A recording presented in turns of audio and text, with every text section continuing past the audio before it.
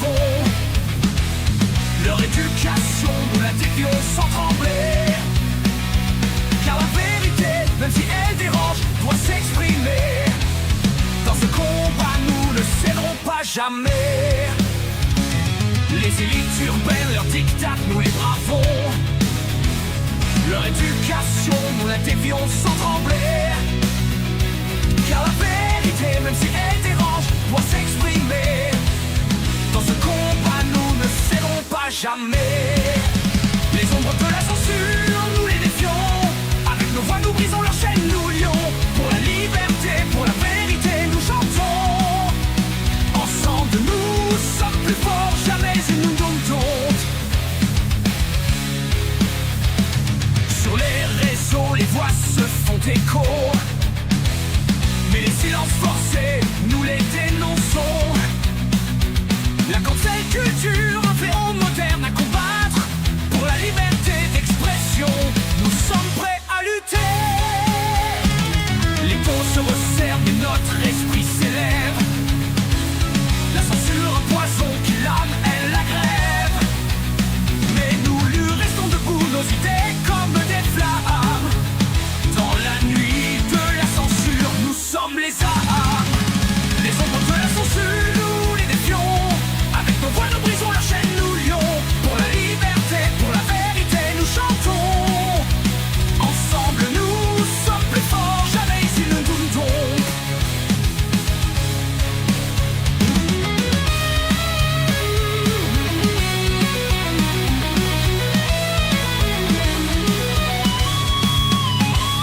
Dans la bataille des idées, nous ne nous soumettons. Nos paroles sont libres comme des oiseaux dans le vent. La censure, un mirage face à notre détermination.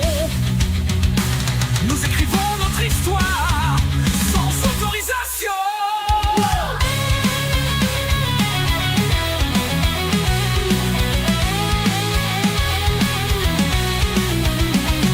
Des débats interdits, des livres bannis, des mots censurés. Nous voyons clair, le manipulateur, nous le démasquons. La vérité, c'est notre bouclier, notre arme. Contre l'ombre de la censure, nous allons à l'offensive. Les ombres de la censure, nous les défions. Avec nos voix, nous brisons leurs chaînes, nous lions. Pour la liberté, pour la vérité, nous chantons. Ensemble, nous sommes plus forts, jamais ils ne nous domptent.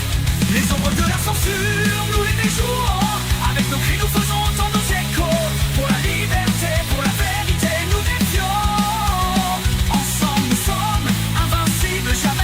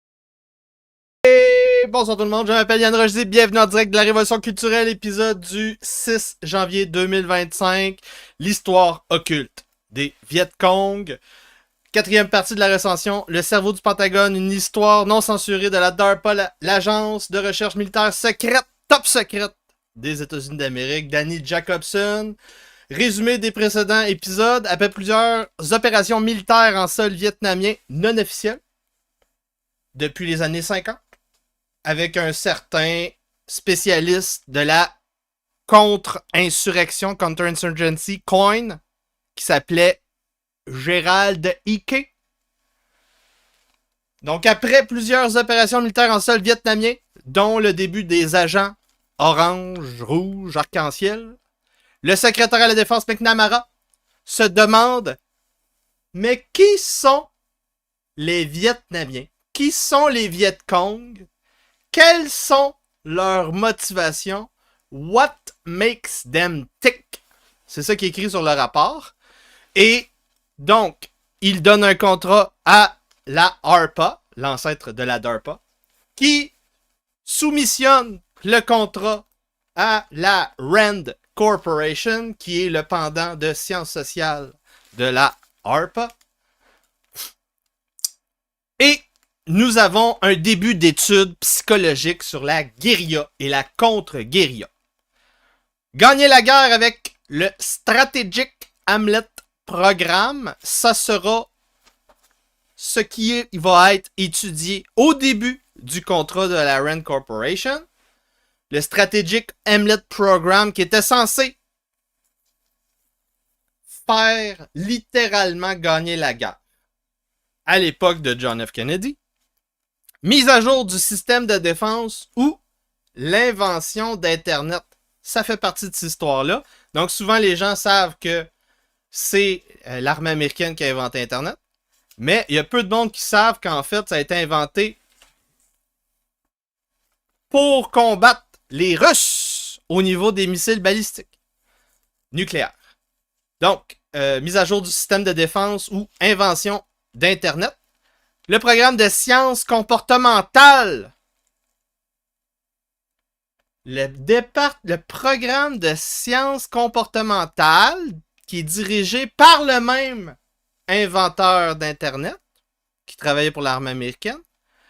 Ensuite de ça, on va voir le Third Area Conflict Board. Qu'est-ce que c'est ça, le Third Area Conflict Board? Vous allez tomber en bas de votre chaise. C'est la preuve que, en sol québécois, il y a des NGO académiques qui étudient psychologiquement, psychiatrement, politiquement, religieusement, les Québécois pour les manipuler en créant des fausses oppositions. Ça s'appelle le Third Area Conflict Board. Et l'effondrement du régime du président Diem. Parce que même après l'effondrement du régime du président Diem, la guerre du Vietnam va se poursuivre. Ce qui tend à laisser croire que même si Volodymyr Zelensky disparaît, la guerre pourrait continuer en Ukraine malgré tout. Les soldats américains sont officiellement en guerre au Vietnam à la fin de l'épisode, après 2 épisodes sur la guerre, l'histoire occulte de la guerre du Vietnam. Donc on a 3 épisodes sur la guerre du Vietnam et pendant 2 épisodes, officiellement, les États-Unis ne sont pas en guerre. Sais-tu, quand on refait l'histoire a posteriori comme je le fais, je trouve ça un peu intense. Je trouve ça un peu intense que 60 ans plus tard, on sache tout ça. Puis qu'il ne s'est jamais rien passé de tel. Donc, je vous rappelle que le podcast est pour les abonnés payants seulement, parce qu'évidemment, je ne suis pas encore millionnaire, je n'ai pas encore de trésor de guerre rochdien qui me permet d'avoir des employés, et donc, pour écouter le contenu complet en différé, donc à partir du 7 janvier 2025, vous avez plusieurs endroits pour vous connecter sur mon site web yannrochdy.com, ainsi que sur mon infolettre Substack, yannrochdy.substack.com. Vous allez dans la section podcast, vous allez avoir tous les vidéos en question. Et par courriel, vous allez recevoir aussi les infolettres avec la liste des podcasts sur YouTube et sur mon site web que vous avez peut-être manqué. Vous les réécoutez. Vous pouvez aussi vous abonner sur YouTube. Vous allez dans la section souscription et vous allez voir tous les contenus réservés aux membres. C'est 5$ par mois. Un café par mois pour supporter le Rochdisme et poursuivre mon travail d'enquête historique, d'éducation populaire, parce que c'est ça le but. Le but, c'est que de plus en plus de gens se rendent compte à quel point on est comme à l'effondrement de l'Empire romain. Et donc, il y a un empire. Et les histoires d'État-nation, puis d'État de droit, puis de droits et libertés, des droits de la personne, c'est de la bullshit. Nous revenons au Moyen-Âge, et donc, nous revenons à la doctrine de force. Et donc, il se passe des affaires, et il faut qu'on prenne acte du réel. C'est ça le Rochdisme. Prendre acte de la réalité telle qu'elle est. Donc, partie 4. L'histoire occulte des Viet Cong. L'histoire occulte de la guerre froide commence en Corée, en 1950, et dans les laboratoires qui font les tests de missiles balistiques avec la course à l'armement contre l'Empire soviétique. Épisode 1. On a vu les tests et doctrines nucléaires et aussi la défense civile qui était une fraude pour faire croire aux gens qu'on pouvait se défendre face à des missiles nucléaires balistiques. Deuxième épisode. Dans ce contexte-là, on voit que les scientifiques américains, avec en tête l'ancêtre de la ARPA, va développer des tests d'EMP, de pulse électromagnétiques, des lasers et des sensors pour détecter des missiles balistiques. Très important, on a besoin de tout ça. Ensuite de ça, dans cet épisode-là, on a vu que c'était l'invention de l'ordinateur moderne, numérique, qui a été faite pour se prémunir face aux missiles nucléaires balistiques. Épisode 3. Après la Corée, le Vietnam sera le nouveau front de cette guerre entre l'Empire anglo-américain et les Soviétiques. Donc, nouveau front, milieu des années 50, début des années 60. On a vu dans l'épisode 3 la guerre chimique avec les agents arc-en-ciel. On a vu possiblement avec les pilotes américains qui étaient prisonniers de guerre, possiblement de la guerre bactériologique, biologique. On ne le sait pas, on n'a pas confirmation. On va voir plus loin les programmes au niveau de ça. Et on a vu des opérations psychologiques pour contrôler le narratif et évidemment contrôler les milices, les deux côtés du conflit. Donc la guerre avance, les conseillers militaires meurent et on se rapproche pas à pas des Boots on the ground, donc les soldats américains qui vont un jour devoir aller défendre les petits Vietnamiens dans leur Strategic Hamlet Program. Donc, mais attends, ça fait donc 10 ans qu'on tue des Viet Cong de manière non officielle avec des conseillers militaires. On a dompé des agents arc-en-ciel pour essayer de détruire leur jungle. Ça a tué plein de monde. Puis là, c'est ça. On est rendu à un conflit assez... un conflit secret, mais qui amène beaucoup de morts. Mais, après tout ce temps, on se dit, wait a minute, là. C'est qui les Viet Cong? Puis c'est quoi qu'ils veulent? C'est quoi qu'ils veulent, les Viet Cong, après presque 10 ans de combat? Quelles sont les motivations des Viet Cong? Je vous rappelle qu'on a un contrat viriliste de 50$ et c'est très intéressant parce qu'on a eu un don de Alec Loisel juste avant l'émission. 40$. Donc, on a déjà presque rempli le contrat viriliste. Il n'en tient qu'à vous pour faire cracher le cash à François Aubé. Il manque 10$. Donc, chapitre 8, la Rand Corporation et le contre-insurrectionnisme, le COIN, la lutte contre-insurrectionnelle qu'on appelle. C'est la guerre 5e génération. Je vous rappelle les 5 générations rapidement. Première génération, c'est la tranchée, le front, la phalange, le manipule romain. Ensuite, donc la guerre de groupe, ou du 1 contre 1. Mais c'est à corps. On est face à face. On se regarde dans le blanc des yeux. Deuxième génération, ça s'en vient... donc, c'est de la guerre mobile, donc infanterie mobile. Troisième génération, c'est les proxys.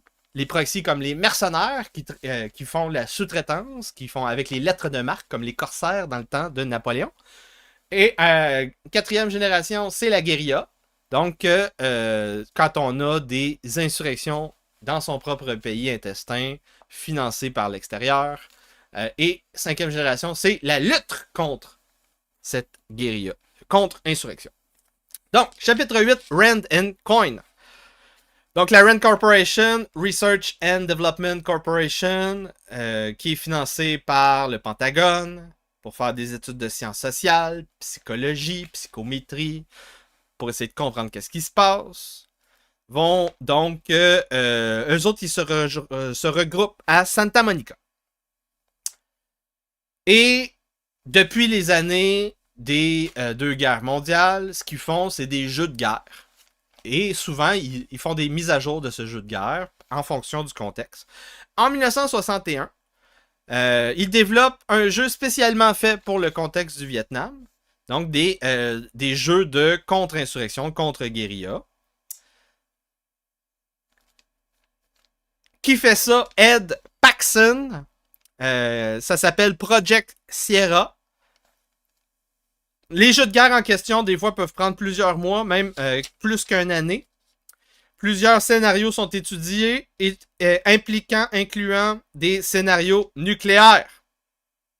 Donc, l'ancêtre de Event 201, avant l'épisode de la COVID-19, ce sont ces jeux de guerre de la Rand Corporation. Donc, si on va chercher probablement la littérature interne de Event 201, on va voir des liens jusqu'à la Rand Corporation, probablement des annexes, du financement, des archives, en tout cas. Il y a un dude qui se présente en 61 au jeu de guerre de la Rand Corporation à Santa Monica.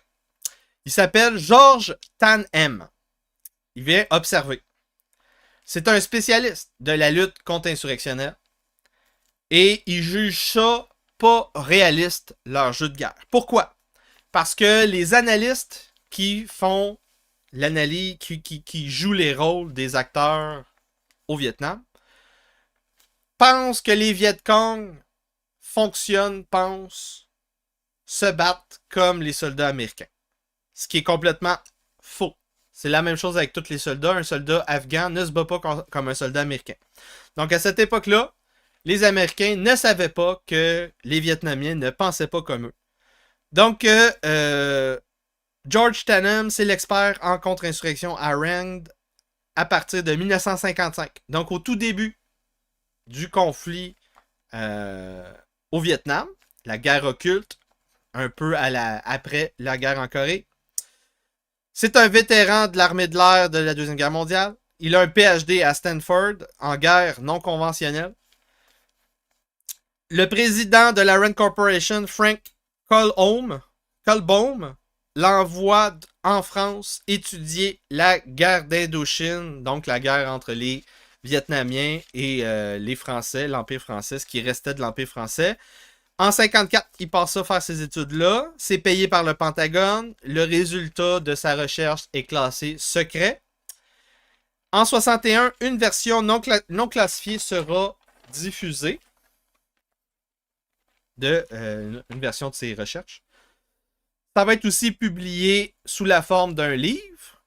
Et donc, c'est le premier livre officiel déclassifié des techniques de guerre communiste. De guerre 5e génération, la guérilla communiste que vous connaissez tant, avec des milices armées. À l'époque, donc, de Castro, à l'époque, le Che, la guerre d'Espagne, toutes ces affaires-là, ça s'est développé à travers des décennies. Et donc, il y avait un ensemble de techniques de guerre communiste pour noyauter, faire effondrer un pays et remplacer une caste dirigeante par une autre, une caste de fonctionnaires. Donc, c'est lui qui fait le premier livre officiel de ces techniques de guerre communiste. Harold Brown, au Pentagone, est impressionné. c'est le président de la ARPA qui est le pendant vraiment scientifique de la RAND. Donc, c'est ceux qui sont les ingénieurs, les physiciens, les mathématiciens, les programmeurs d'ordinateurs. Donc, Harold Brown demande à George Tanem de le visiter au Pentagone, pas au Pentagone. Il demande de visiter le Combat Development Test Center de la ARPA à Saigon, au Vietnam. Donc, le CDTC, dont j'ai fait la description au dernier épisode. Je vous récapitule rapidement qu'est-ce que c'est. On apprend qu'il y avait 2 centres de recherche qui se développaient en parallèle à Saigon, le MAAGT-V, quelque chose en MAGTVG, en tout cas. Ça, c'est celui qui est plus armé, Pentagone, et il y a le centre de recherche CDTC de la ARPA, l'Agence de recherche de défense officielle, et qui venait d'être fondé. Donc là, Harold Brown demande d'aller à George Tannen d'aller visiter ce centre-là et de faire un rapport. Il y a un rapport qui est toujours classifié aujourd'hui, mais une partie du rapport sera déclassifiée en 64. Donc des informations qui sont disponibles. Par exemple, on apprend que donc au CDTC de Saigon, de la ARPA, on développe des gadgets, des armes, des techniques de guerre psychologique, des opérations psychologiques, et aussi on développe des stratégies pour réorienter le narratif de la propagande de la guerre, de la présentation de la guerre à la maison, parce qu'on se rend compte que ça fonctionne pas. Les gens ne sont pas d'accord avec ce conflit. Très difficile à vendre une guerre en 1961. Et donc, ce que le CDTC va accoucher comme stratégie, c'est on va vendre une guerre sans armes, où on a des hommes de bonne volonté qui combattent à l'autre côté, à l'autre bout de la planète pour sauver les gentils Vietnamiens. Ça fait penser un peu à ce qu'on fait avec les Afghanistan. Là. On a une guerre à coups d'argent, puis d'organisations non gouvernementales qui donnent des jobs aux femmes, puis qui permettent d'aller à l'université. Puis là, c'est grâce aux hommes de bonne volonté, aux soldats américains, que les femmes peuvent aller à l'école, puis ils sont émancipés, puis c'est tout. C'est un peu la même chose. Donc, George Tanem se joint au projet Agile. Projet Agile, j'en ai parlé, c'est dès les premiers épisodes. Projet Agile, 2e, 3e épisode, dès le début de l'après-guerre de Corée.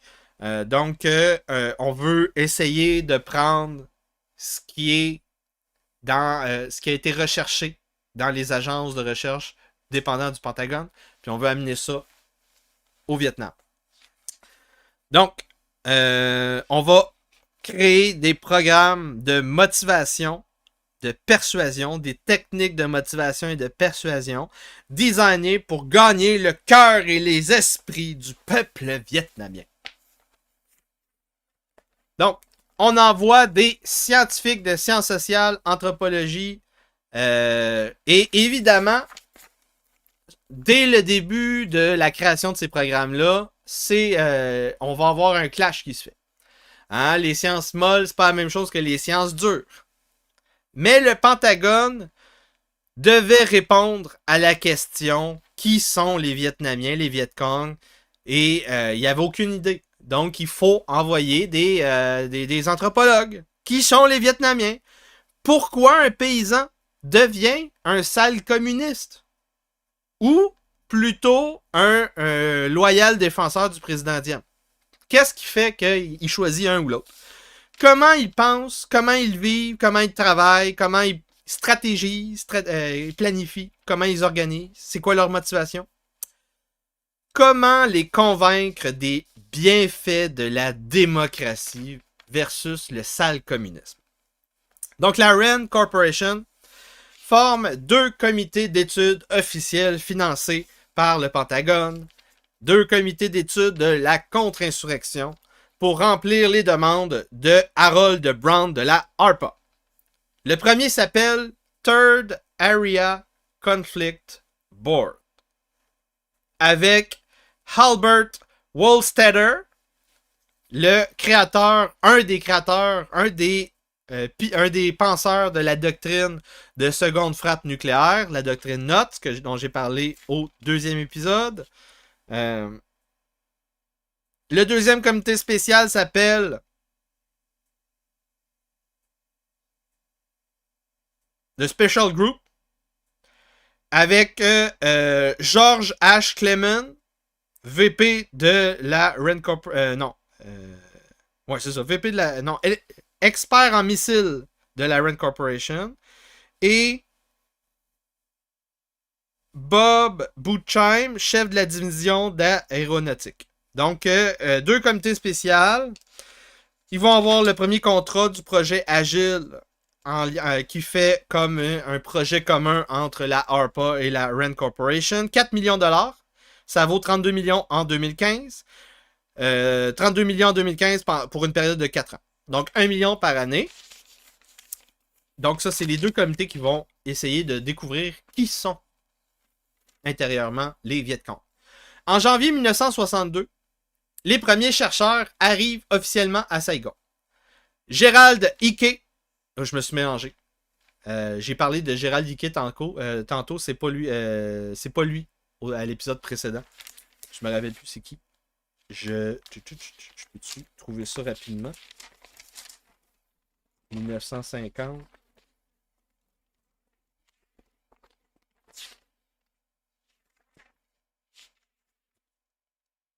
Ah, c'est William Goodall. Hey, j'ai mélangé Gérald Dickey et William Goodall. C'est bon, c'est une bonne rétractation. C'était important. Donc, William Goodall, c'est lui qui était en visite dans les années 50 pour préparer la guerre du Vietnam.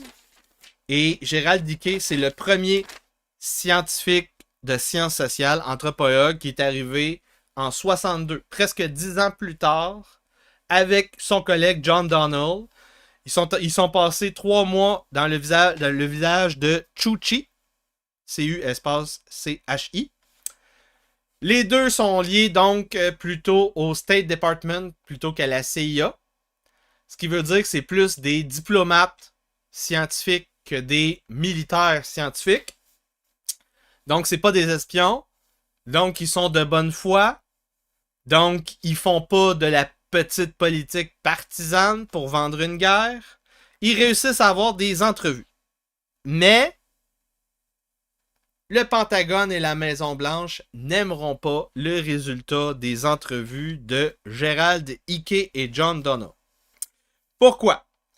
Parce qu'ils n'étaient pas censés poser des questions en lien avec le programme qui allait permettre de gagner la guerre du Vietnam, qui n'était pas encore commencé. Le Strategic Hamlet Program. Donc, ils posent des questions à des gens dans le village, puis là, ils commencent à entendre des gens parler au souper de ce programme-là, puis ils bitch le président Diem. Fait que là, ils commencent à poser des questions là-dessus. Puis là, ils découvrent que les Vietnamiens, ils n'aiment pas le Strategic Hamlet Program. Pourquoi ils l'aiment pas? Premièrement, c'est un programme marxiste de planification centralisée en urbanisme. Donc, ça s'appelle, tu prends tes esclaves, tu les déportes à l'autre côté du pays, à l'autre bout du pays, et tu les envoies faire fuck all, parce que tu viens de toutes les crisser à terre au niveau spirituel, au niveau agroalimentaire, au niveau économique. Donc, on délocalise pour la protection des gens. Donc, on va te protéger en te délocalisant dans un nouveau village où tu vas fournir le travail. Nous, on te donne la protection. Toi, tu travailles. Et ton travail va t'aider à construire les infrastructures de ton village dont les ressources seront données par le régime vietnamien. C'est ça le Strategic Hamlet Program. Évidemment, la même chose a été faite en Afghanistan, je vous rappelle. Donc, ça s'appelle des colonies de plantation dans la jungle, vendues comme un truc communiste. Et donc, ce Strategic Hamlet Program est à 100% financé par le département de la Défense, donc par tout ce qui découle du Pentagone et Chief of Staff et de la Maison-Blanche.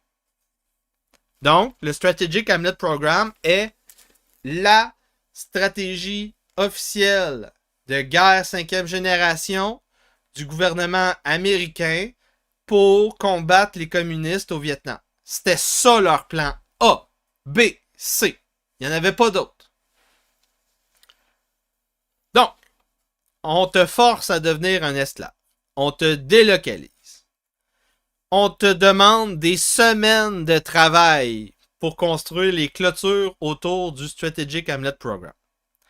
Parce que c'est dans la jungle. Tu dois tout défricher. Tu dois défricher la jungle. Tu dois construire, tu dois creuser un fossé de plusieurs dizaines de pieds. Ensuite de ça, on va faire couler des piliers de béton renforcés.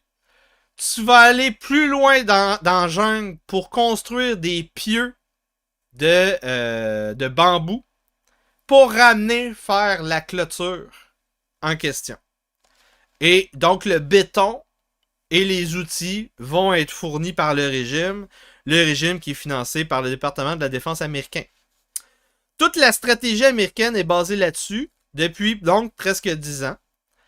Et donc l'idée c'est que en te forçant à devenir un esclave délocalisé, tu vas avoir de la loyauté envers le régime du président Diem. Mais malheureusement, il y a des chercheurs en sciences humaines qui vont cracher dans la soupe. Oh! Gerald Hickey et John Donald. C'est parce que, yo, tes Vietnamiens, là, c'est des animistes. Les animistes, ils vénèrent des fleuves, des montagnes, des forêts, et leurs ancêtres, et la dépouille de leurs ancêtres qui vit dans leur village. Puis là, tu les détruis spirituellement en les délocalisant. Parce qu'ils perdent tous leurs repères historiques et spirituels. Donc, délocaliser des animistes, c'est comme la pire chose que tu peux faire. C'est pas pire. Ça commence bien. Donc, c'est incompatible avec la délocalisation, mais ils font pareil. En délocalisant, c'est évident que tu n'es plus à la même latitude, tu n'as plus le même climat, plus le même type de sol, et donc tu as des problèmes agroalimentaires. À l'époque, tu t'en vas pas étudier à l'Institut agricole de Saint-Hyacinthe pour devenir fermier. Donc, ça se transmet de père en fils, et ça c'est de l'essai-erreur. Toutes les techniques qui ont été développées au niveau agroalimentaire. Et donc, évidemment, tout ce qui a été appris se perd quand tu délocalises comme ça. Ensuite de ça, on avait promis, premièrement, les matériaux gratuits. Et deuxièmement, même un salaire et un repas pour travailler gratuitement pendant que tu es obligé de construire les infrastructures de ton nouveau village. Il n'y a pas de lunch puis il n'y a pas de salaire. Ce qui ressemble un petit peu à de l'esclavage. Certains militaires vont même forcer le labeur. Donc, si tu ne vas pas travailler, on va te torturer. Et on va te racketter en plus le coût des matériaux et des outils qui étaient censés être gratuits. Donc, si on prend tout ça, c'est déjà assez dramatique, c'est de l'esclavage. Rajoutons à ceci qu'on force à travailler les Vietnamiens pendant la saison des pousses, pendant que tu es censé planter. Et si tu rates ta saison pour planter, c'est des grosses pertes en pourcentage. Et Une mauvaise récolte pour un Vietnamien, ça peut t'endetter pour une décennie et même pour plusieurs générations si tu as des problèmes. Ensuite de ça, on avait promis des réformes politiques et économiques qui ne sont pas faites par le régime de Diem. Ike et Benel sont même mis devant un tunnel de Viet Cong au centre du village de Chu Chi. Et donc, ils mettent tout ça dans leur rapport. En hiver de 1962, nous avons déjà une logistique pour construire 200 Strategic Hamlet Program, Strategic Hamlet par mois. 200 par mois. L'objectif du gouvernement américain, du département de la Défense, est de construire à terme entre 10 000 et 12 000 Strategic Hamlet dans la prochaine année. Donc, c'était leur plan A. Et là, John Donald, Gerald Ike crachent dans la soupe.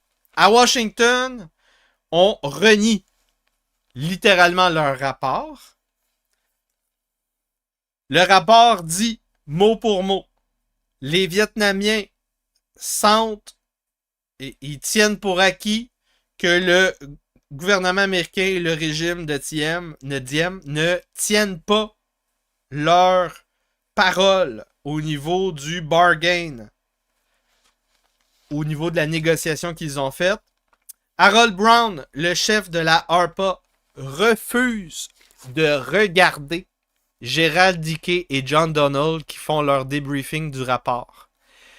Il rentre dans son bureau.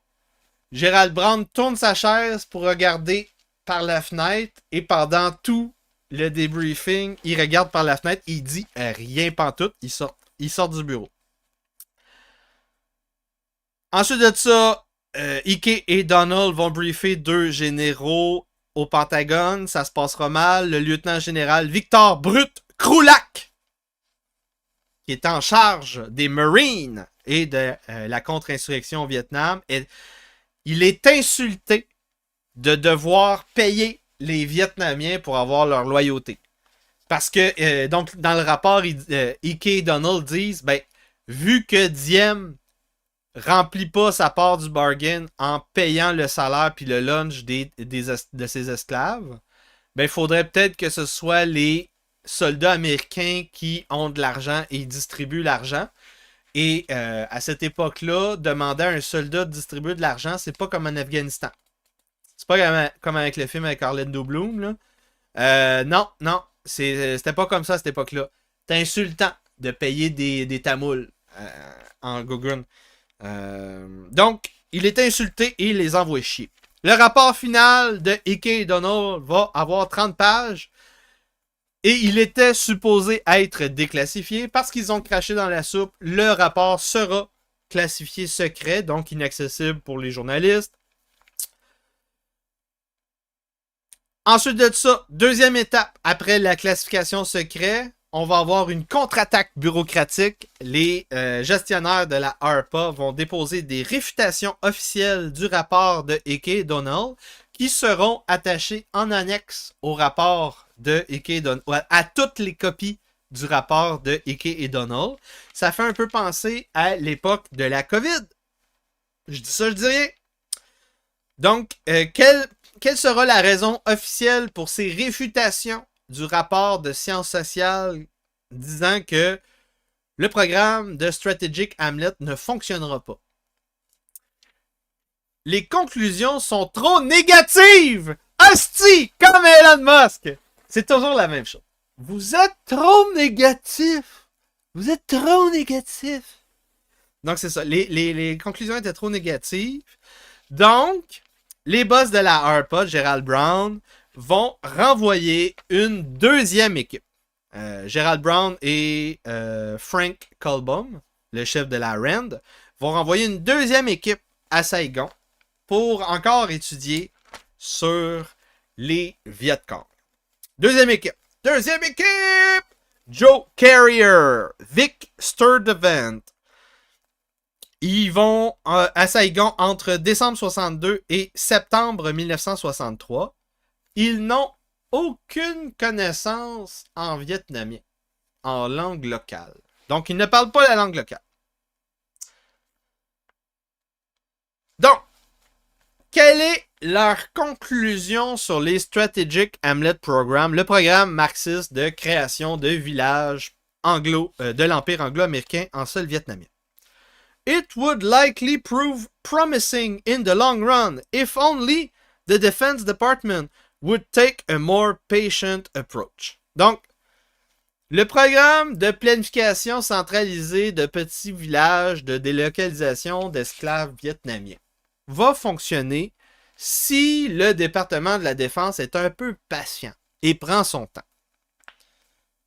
Nous allons demander une troisième analyse du Strategic Hamlet Program. Ensuite de ça, on va renvoyer une troisième équipe avec George B. Young. Lui, encore mieux. Il est absolument enthousiaste du programme. Les locaux participent à la courroie de transmission de renseignements. Dès qu'ils ont des informations sur les Viet Cong, ils les transmettent aux sages du village. Et les sages du village vont voir les agents de la CIA. Et là, l'armée est au courant. Et là, on va trucider les Viet Cong. C'est le résultat du troisième rapport. Le rapport s'appelle Notes on Vietnam. Soon, the Viet Cong forces would be ground to a pulp. C'est vraiment ça qui est écrit dans son rapport. Quatrième rapport sur le Strategic Hamlet Program, George Tanplan. Non, Tanam. George Tanam. George Tanam, l'expert en lutte contre-insurrectionnelle de tout à l'heure. Il retourne à Saigon en 1963 et il fait un rapport de voyage. Il est très optimiste. Il a fait un tour d'avion au-dessus des petits villages du programme Strategic Hamlet Program et il est émerveillé par la construction de petits villages artificiels. Il prévoit la fin de la guerre dans 2 à 3 ans. C'est terminé. Grâce au Strategic Hamlet Program, les Viet Cong vont disparaître d'ici 2 à 3 ans. Donc, c'est la fin de la section gratuite, mesdames et messieurs. Donc, si vous écoutez le podcast à partir de mardi le 7, ça va couper après ici, là. Vous allez voir direct à la fin. Mais là, ici, vous êtes en direct. Vous pouvez le laisser là. C'est gratuit. Le but, c'est l'éducation populaire. L'éducation populaire. Mais si vous écoutez ça en différé, ou si vous voulez, évidemment, me supporter, vous pouvez aller sur yanrojdi.com, 5$ par mois. Vous pouvez aussi aller sur yanrojdi.substack.com, ça c'est l'infolettre. Et vous pouvez aussi vous abonner sur YouTube. La Révolution culturelle avec Yann Rochdy. Dans la section souscription, vous allez avoir tous les podcasts. Il y a aussi dans la section liste de lecture. Il y a des listes de lecture intéressantes si vous voulez voir qu'est-ce que vous avez raté. Par exemple, j'ai regroupé les épisodes de Guérilla X de Sorcière de la semaine, si vous voulez rire. J'ai aussi regroupé l'histoire occulte de la Bank of International Settlement en Suisse. L'histoire occulte de la DARPA qu'on est en train de faire. Les chansons de l'opéra rochdien, Rochdis contre la Société des sorcières, le complot contre Donald Trump, et le citoyen chrétien, et aussi Une nation sous emprise, les 30 podcasts sur l'histoire de Jeffrey Epstein. Donc, c'est comme ça que vous pouvez me supporter. Mais là, on continue. On continue. Bonne fin de journée. Anybody here read French? Okay, I'll have to do it. La Révolution culturelle, merci beaucoup.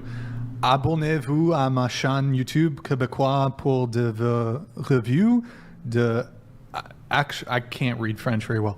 D'actualité virale, des exorcismes de princesse Disney et des résumés de livres chaque semaine. La Révolution culturelle avec Yann Rochdy. Okay, thank you, man. Appreciate it. Send that shit in English next time, though.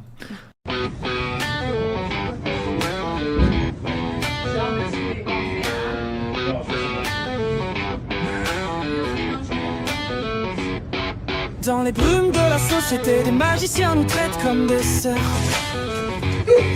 Je me demande si je suis libre ou prisonnier de mes propres peurs. Je pose mes limites, je défie les attentes, je choisis ma propre voie. Je suis maître de mon destin, je ne suis plus esclave de la consommation. De la consommation, révolution viriliste. Je me réveille, je prends mes droits. Je refuse les stéréotypes. Je suis unique, je suis fort. Je suis maître de mon corps, de mon cœur, de mon esprit. Je suis libre, je suis chrétien, je ne suis plus prisonnier.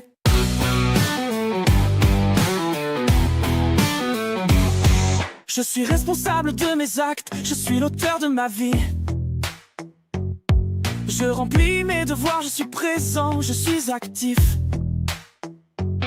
Je suis engagé dans ma communauté. Je suis citoyen, je suis partie prenante. Je suis un être humain avec des droits et des devoirs. Je suis égal, mais la révolution viriliste, c'est plus que cela, c'est un combat. Contre les stéréotypes, contre les normes, contre les oppressions. C'est un appel à la liberté, à l'égalité, à la fraternité. C'est un appel à la dignité, à l'autonomie, à la responsabilité. Je suis sensible, je suis émotif, je suis humain. Je gère mes émotions, je les exprime, je les canalise. Je ne suis plus prisonnier de mes mots, de mes angoisses, de mes colères. Je suis maître de mes émotions, je suis équilibré, je suis serein. Révolution viriliste, je me réveille, je prends mes droits. Je refuse les stéréotypes, je suis unique, je suis fort. Je suis maître de mon corps, de mon cœur, de mon esprit. Je suis libre, je suis moi, je ne suis plus prisonnier.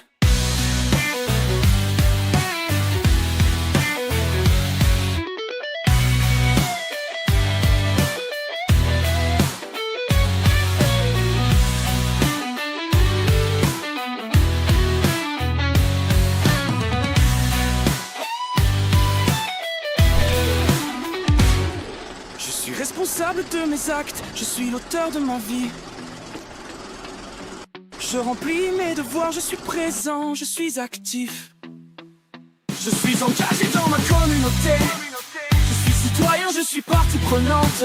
Je suis un être humain avec des droits et des devoirs. Je suis égal, mais la révolution viriliste, c'est plus que cela, c'est un combat. Contre les stéréotypes, contre les normes, contre les oppressions. C'est un appel à la liberté, à l'égalité, à la fraternité. C'est un appel à la dignité, à l'autonomie, à la responsabilité.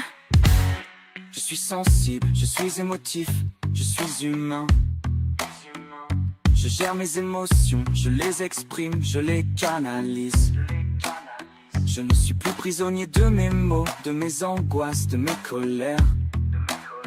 Je suis maître de mes émotions, je suis équilibré, je suis serein. Je suis serein. Révolution viriliste, je me réveille, je prends mes droits. Je refuse les stéréotypes, je suis unique, je suis fort. Je suis maître de mon corps, de mon cœur, de mon esprit. Je suis libre, je suis moi, je ne suis plus prisonnier. Révolution viriliste, je suis fort, je suis droit. Révolution viriliste, je me réveille, je prends mes droits.